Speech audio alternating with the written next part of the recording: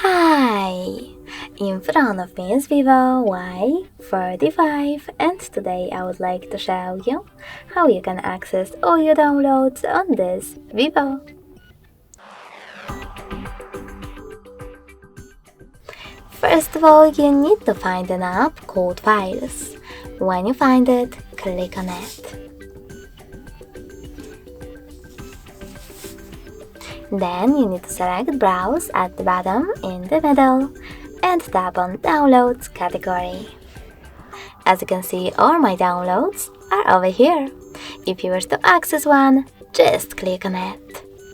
Thanks so much for watching. If you enjoyed this video, leave a like, comment and subscribe. Bye!